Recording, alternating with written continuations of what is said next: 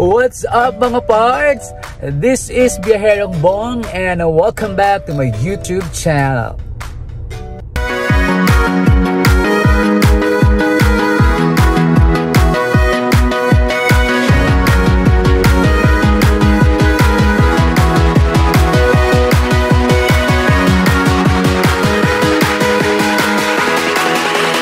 Uno, dos, tres.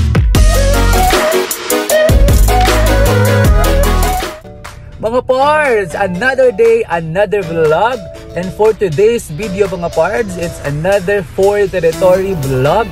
Kasi today mga pards, first PMS ng Ford Territory natin. And ngayon, papunta tayo ng Fort Alabang kasi naka-appointment tayo ng 8:45 AM. So mga pards, tara, samahan nyo ako and samahan nyo ako magpa-PMS sa Fort Alabang para malaman natin. Tingnan natin kung ano yung mga kailangan bang ipagawa pag sa first PMS ng Ford Territory, magkano ba yung magagastos at ano ba yung mga kailangan pa nating tandaan if ever magpapa-PMS tayo. And para dun sa mga parts natin dyan na curious kung magkano ba talaga yung PMS ng Ford Territory. Pero syempre bago ang lahat mga parts, sa mga parts natin dyan na hindi pa nakaka-subscribe to my YouTube channel, please do subscribe and please also follow me in Facebook and Instagram also at Biyaherong Bong. So let's go mga parts, kita-kits tayo sa Fort Alabang. Let's go!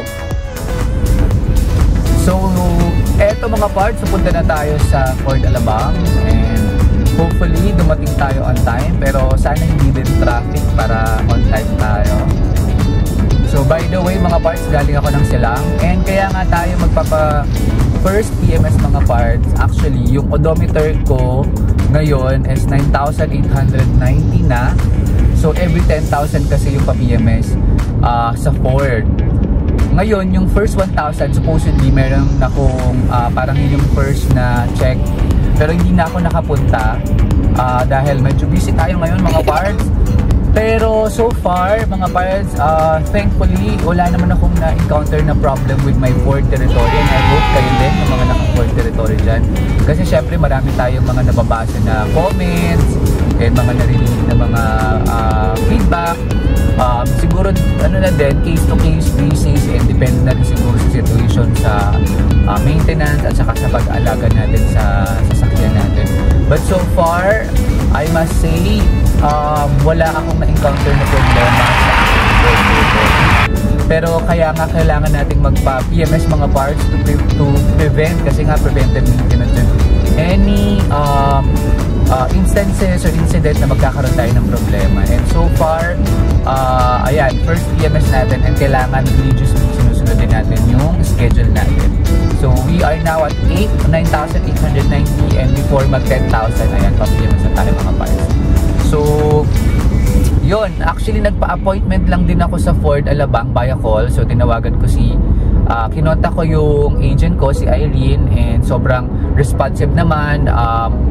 Dinirect ako sa service agent nila. So ngayon nakaschedule tayo. Tapos sila yung tumawag para dun sa appointment. So okay din yun. So maganda din yung after service, kasi marami din ang nagtatanong and marami din actually yung curious kung kumusta ba yung after service o yung post service ni Ford. So ngayon malalaman natin mga parts kung okay, diba? So samahan nyo ako and please stay watching and keep on watching my video. So mga parts, meron pala akong mga vlog about my Ford Territory. So kung hindi nyo pa yan napapanood, I will put the link below sa comment box. And syempre kung may mga questions kayo about your Ford or about Ford Territory, kung kaya kong sagutin, I will do my best to respond to your questions in the comment section.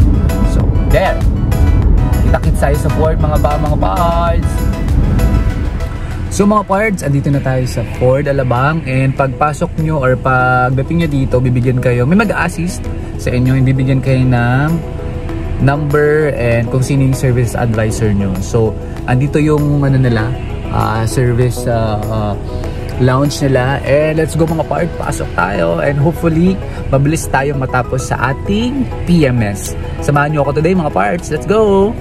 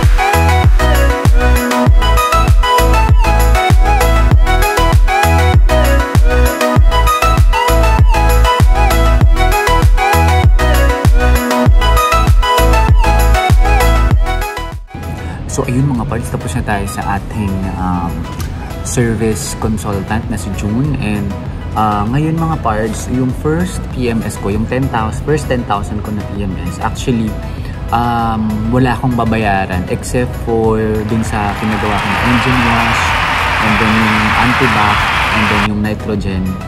And then kasi yung recommendation for new cars at saka yung mga yung mga bagong sasakyan is for rust proofing. So sabi naman ni June, hindi naman daw siya kakain ng oras kasi mabilis naman daw. So pinagawa ko na din siya mga parts. So naka-promo siya, yung 15,000 na rust proofing, 10,000 na lang ngayon. So andito tayo ngayon mga parts sa lounge ng Ford Alabang, and ang laki.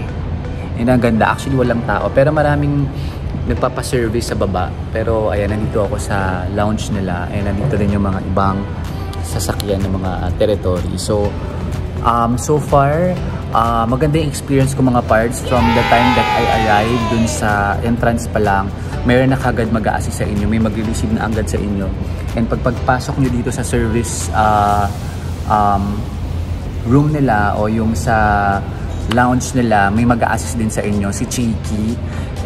Very accommodating at saka friendly, at saka si June din okay din naman. So far so good mga parts. Meron din silang libreng pa-coffee dito sa lounge nila. May free wifi, and then may water, and then I think may mga snacks. So malaki kasi yung Ford Alabang mga parts, and I think isa to sa pinakamalaki dito sa Luzon na service at saka sales. So yung after sales service sa Ford Alabang mga parts, so far so good. So wait natin kasi ang promise time ni Ford Alabang is 2:30 PM, tapos na yung 10,000 PMS ko at saka yung rust proofing. So tingnan natin mga parts kung they will be true to the time that they promised. Okay, so ngayon mga parts, work muna tayo kasi mamaya ay may presentation pa tayo, pero super laki. Ayan, super laki. Walang tao dito sa lounge nila at ang daming space na pwede kayong mag-chill at tumambay while waiting for your cars and vehicles to finish. Okay, so let's see you later mga parts. Update ko kayo. So mga parts, dito pa tayo sa Ford Alabang, and mga parts, actually yung commitment ni Ford Alabang is 2:30, pero it's now 2 o'clock at tapos na daw si Ford Territory, tapos yung PMS. So ang bilis mga parts, at medyo nahagard na ako kasi nagtrabaho ako ngayon. Pero ang bilis kasi sa ibang brand actually medyo na-delay, pero first time ko magpa-PMS sa Ford at ang bilis talagang, mas nauna pa sila dun sa commitment time nila. Pero since mga parts, nandito na din tayo sa Ford, isasama ko kayo dun sa tour ng bagong Ford Territory na release. So ito, nandito yung mga bago. Tingnan natin kung anong pinagkaiba and ano bang same or wala nang masyado pinagkaiba sa mga bagong Ford Territory, yung old or yung model na nabili ko. So let's go mga parts. Pasok tayo dito sa Ford Territory. Ang dami actually Ford Territory dito mga parts ayun. Kasi sobrang benta ng Ford Territory, ang daming bumibili. Kaya ang dami rin nagtatanong sa akin. So mga parts, tingnan natin ang loob na bagong Ford Territory. Let's go! So mga parts, ito yung bagong Ford Territory. Ang daming Ford Territory dito sa Alabang. Ayan. So sa mga gustong bumili, ang dami dito. Pero baka mayroon naman yung may-ari nito. So ngayon mga parts, check natin. Pasok tayo dito sa unit ng Ford Territory na bago. Nagpaalam naman tayo. So pwede daw tayong pumasok. So tingnan natin kung same pa din. So this is the Moonstone Blue. Wow! Parang same naman mga parts. Same naman. Uy, amoy bago. Grabe, ang ganda. Okay. Same pa din sila mga parts. Ayan. Pa din ng ano. So, ayan. Actually mga parts, ang nawala lang daw dito sa bagong version is yung hot and cold seat. Pero basically same naman. Same naman siya. Ganda mga parts. Ayan. Wow. So, Moonstone Blue. Yan, nandito rin. Meron din ditong katulad ni Troy. Yan. Diffuse silver, may ruby red, and syempre yung white nila. Ayun, meron din black. Ang dami mga parts.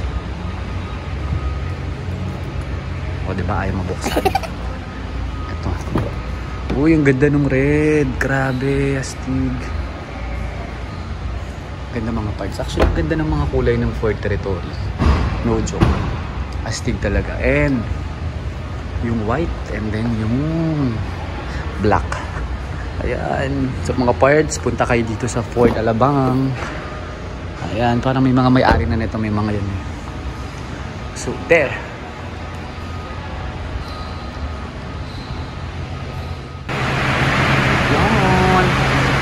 Mga parts, ayan, tapos na. Parang bago na ulit. Ang linis. Yun.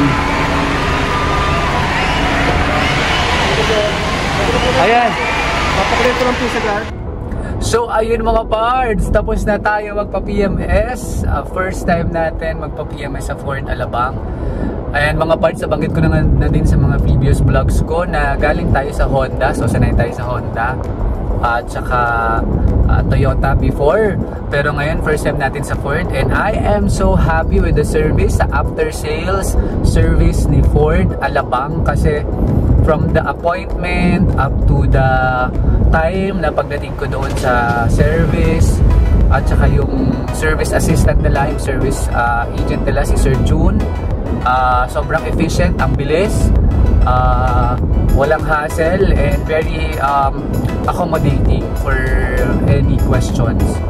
So kaya good job Ford. And yung na-mention ko sa inyo mga parts kanina, pinalitan yung mga kailangan palitan sa 10,000, pero yun na-mention ko na yun kanina. And pinarust proofing ko na din sa mga parts, so mabilis lang din pala siya. And yun, tinur ko na din kayo dun sa bagong Ford Territory 2022, and nakita na naman na ang dami pa rin bumibili hanggang ngayon. Talagang selling like pancakes talaga si Ford Territory. So sa mga gustong bumili ng Ford Territory, pwede kayong magpunta sa Ford Alabang, or inquire kayo sa agent ko, si Irene. Ayan. At saka sa service si Sir June. So si Irene, hanapin nyo lang sa Ford Alabang, si Miss Irene. So there you go mga parts. Thank you very much sa pagsama sa akin today sa first ever PMS natin sa Ford Territory. And so far, wala pa naman tayong na-encounter na problem, and hopefully in the long run wala pa rin naman. Yun naman yung goal natin, diba? So kaya stay tuned for more vlogs mga parts. At para updated kayo sa mga vlogs ko, please subscribe to my YouTube channel, hit that notification bell, please like, share, and comment down below if you have any other questions, and I'll try to answer as much as I can. Thank you very much mga par. Stay safe and healthy. Bye!